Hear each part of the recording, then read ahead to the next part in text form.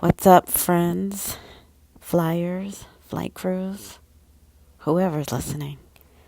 I just want to preface this podcast by saying that I am in no shape or form angry or dislike the city of Charlotte, North Carolina in itself. Okay? What I'll be talking about in this podcast is my disdain for the Charlotte Douglas International Airport. That's right, you heard me. I said I hate that airport. CLT is a thorn in my side. I hate it with every fiber of my being. It is a pain in my ass. Charlotte sucks.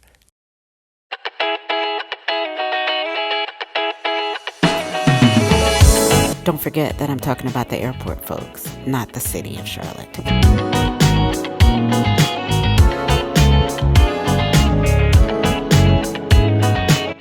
3 on your Thursday, and this morning we are on your side with a warning from officials at Charlotte Douglas International Airport. If you are flying out, you'll need to get to the airport early. That's right. They say starting today and through Monday, they are expecting a large number of travelers. Liliana Pearson is live at the airport this morning with all of the information you need to know. Nobody likes to hear this, Liliana. They absolutely do not, Kristen. And not only is the airport expecting more flyers, they are actually expecting pre-pandemic numbers. And I'll tell you what, I've been reporting here in Charlotte for almost 2 years now. This is the busiest I have ever seen the airport at 6 in the morning. Right now. Yeah, you heard her, folks. Busy, busy, busy. And that is one of the reasons why I cannot stand that airport. It's because the traffic through Charlotte Douglas International is outrageous at times. I don't know how I even walk through that airport. Let me tell you. Do you know, I've been through about 2 or 3 fights on the Escalon. And if you don't know what the Escalon is, aka the moving sidewalk, and that'll be an upcoming blog, how to use the moving sidewalk, the rules of the moving sidewalk. Don't get me started on that rant.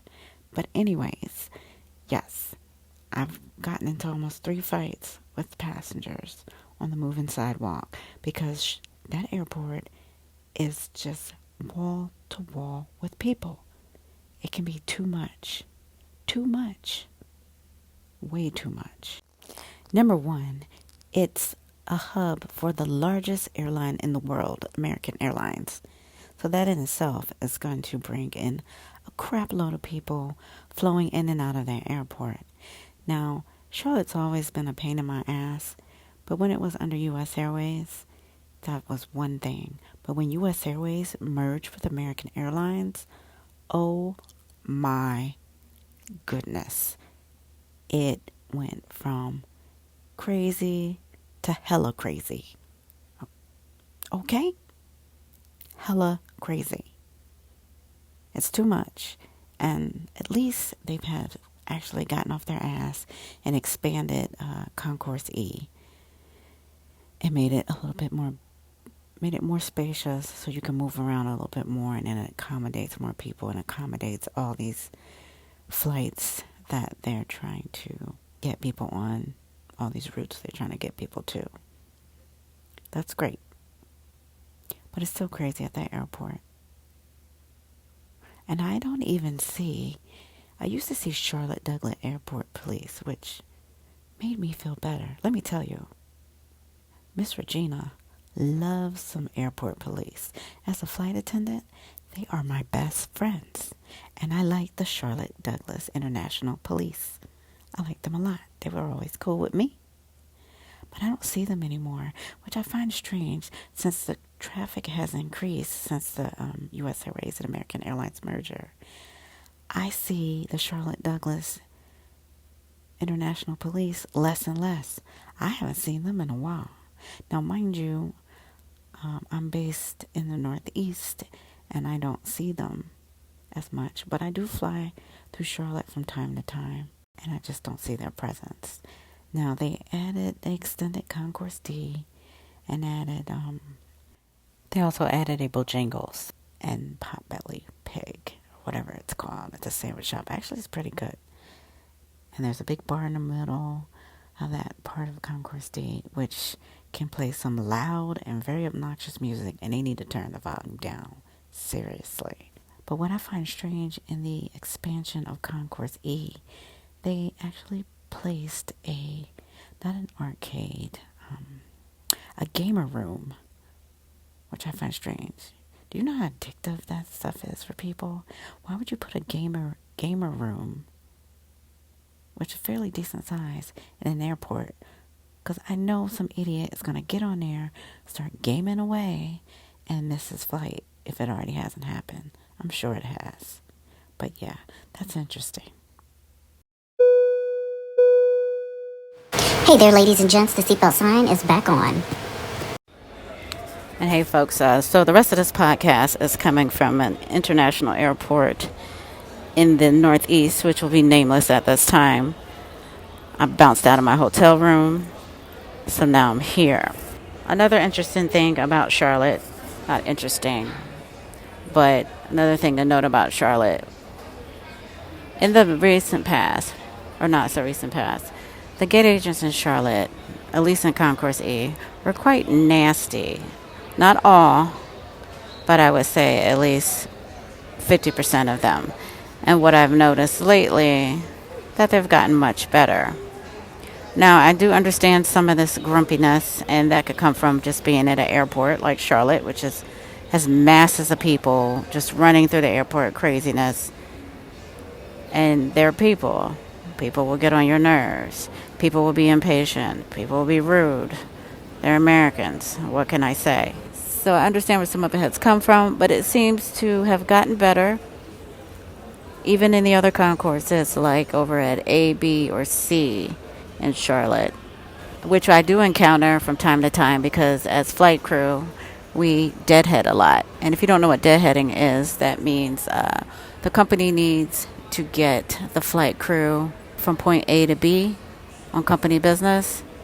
Whether they need to get them from A to B to end their day after flying a couple round trips or so, or they need to start their day somewhere else. So maybe I had an overnight in Rochester, New York, but my actual flying day starts in Charlotte. So I'll deadhead from Rochester to Charlotte, which means I'll be sitting in the back of the cabin with passengers in my uniform as a passenger on company business. And then once I get to Charlotte, then I can start my day and do my round trip to Tri-Cities or Greenville, Spartanburg, or wherever. So that's deadheading in a nutshell. And no, I do not want to talk to you when I'm deadheading on a flight. It is very rare. I deal with people, and a lot of times I just want some silence. I want to watch my Netflix and chill. Well, no, I don't want to chill on a flight, excuse me. I just want to Netflix and take a nap, which we shouldn't be taking a nap while we're deadheading, because technically we are on duty. But occasionally I don't mind having a good conversation with someone that I find interesting. But for the most part, me personally speaking, with my personality, I don't want to chit-chat. Now, there are some pilots and flight attendants out there that like to yak it up like the rest of you. So, hey, have at it if they're open to the conversation. Just remember, some of us may be tired. We may have ended our day in the deadhead, and that's our last flight, and we just want to go to the hotel, eat, watch Netflix. Some of them might be watching porn, I don't know, and then go to sleep. That's just how it is. I do have some news for you. Okay, so this news is coming from the Washington Post in the business section. And the CDC drops traveler health notices for individual countries. This is by the Associated Press, dated October 3rd, 2022, and was put out at 8:32 p.m. Eastern. So the federal government is scrapping another of its responses to the pandemic. On Monday, the U.S. Center for Disease Control and Prevention dropped its country-by-country COVID-19 travel health notices that it began issuing earlier in the pandemic. The reason? Fewer countries are testing for the virus or reporting the number of COVID-19 cases. That limits the CDC's ability to calculate travelers' risk, according to the agency. CDC spokesman Kristen Norland said the agency will only post a travel notice for an individual country if a situation such as a troubling new variant of the virus, changes CDC travel recommendations for that country. The CDC still recommends that travelers remain up to date on vaccines and follow recommendations found on its international travel page. That page divides countries into three categories: practice usual precautions, enhance precautions, or avoid non essential travel. Restrictions such as testing and quarantine requirements greatly slowed international travel earlier in the pandemic, but many countries eventually lifted those rules for fully vaccinated and boosted people to increase tourism. In early 2020, before vaccines were available, the United States barred people who had recently been in any of more than 36 countries. In 2021, the United States instead began requiring people to test negative for COVID-19 shortly before boarding planes to the U.S. That rule, too, was eventually dropped. End of article. This is by usnews.com on October 4th, 2022. This was released at 3:38 p.m. Airlines will be required to give flight attendants at least 10 hours of off-duty between shifts. One more hour than currently under a rule announced Tuesday by the Federal Aviation Administration. Acting FAA Administrator Billy Nolan said that the extra hour rest would contribute to safety. The rule goes into effect in 30 days, and airlines have up to 90 days to comply.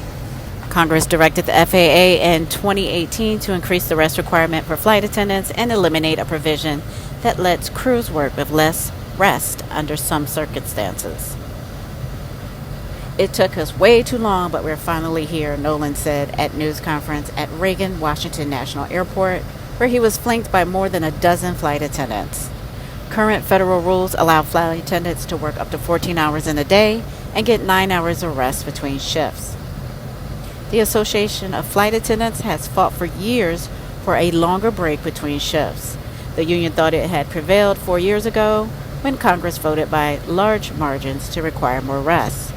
The union's president, Sarah Nelson, appeared with Nolan at the news conference and accused the Trump administration of attempting to kill the expansion through regulatory foot dragging. Isn't that interesting? So that's where the article, this is where I'm going to end the article. It's a longer article, so if you want to read it at your leisure, I'm going to leave the link in the description, and you can check it out for yourself. And thanks for tolerating that airline news. Some of it might be interesting to some of you. Some of it might be boring. I don't know. I just feel I need to inform you about those things, since it comes to travel and the pandemonium and things we have to deal with when it comes to the CDC or the FAA or Homeland Security. Those things you need to know about. Now I'm coming to you from inside my closet because I have it set up like a studio when I want to. And I just posted a new blog today. It's titled, "A Few Passengers Worry Me." And basically, it's about some of the few passengers that I've had on board that they feel open enough to talk to me because, I'm a stranger, and things that they may not or may be embarrassed to say to their family or friends or coworkers. They don't know me. I'm just the maid on the plane or the waitress on the plane, and they'll open up to me about stuff that they wouldn't open up to anyone else because they figure they're never going to see me again. They don't know me. They feel comfortable. But this new blog is about one of those passengers that was on board. I was coming out of the Midwest. We were going over back to the Northeast so she could connect. She was going to, I believe, somewhere in Africa. I didn't actually mention that in the blog. But yes, she was going, I want to say Kenya. Is it Nairobi, Kenya? But yeah, I want to say it was Kenya. She was going to Kenya. She was involved in I probably should have added this to the blog. I don't know why the hell I didn't. But anyway, I didn't.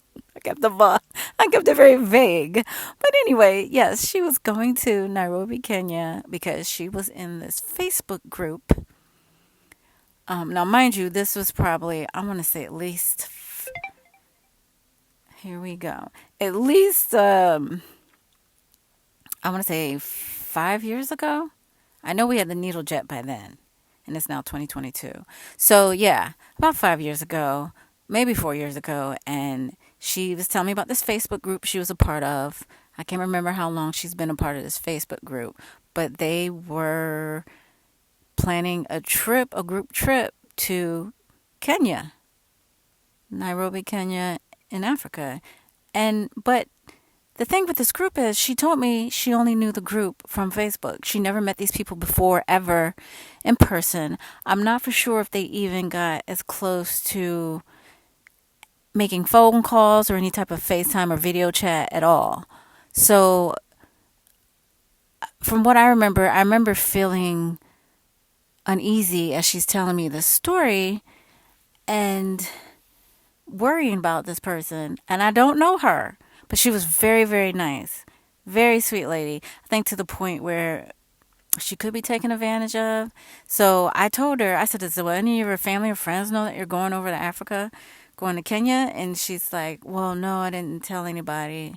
I was like, no. I said, let me tell you, I've been to Europe, I've been to Mexico, and if you're going to travel like that internationally, I said, you're an American, make sure you list yourself on travelstate.gov.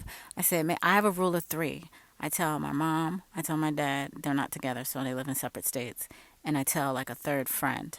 I let them know where I'm going, and I send to their email an itinerary of where I'm staying so they know where I'm at. And sometimes I try to scope out when I get to the place where the U.S. Embassy is. So I was like, look, I said, promise me when you get to Philly, because she told me she had like a 3-hour layover or something like that. I said, just talk to 3 people that you know that you're close to, even if you're not close to your mom or dad or whoever. I was like, at least a brother, sister, somebody. I said, the rule of 3, talk to them, let them know what you're doing, where you're going, and email them your itinerary so they know where you're supposed to be staying. I said, I find it so strange that you've never met these people in person or even like a phone call. So she had me really worried. I hope that lady was okay. It's been, 4 or 5 years, and I still think about her every now and again. But yes, go onto my blog at myneedlejet.com. Check it out.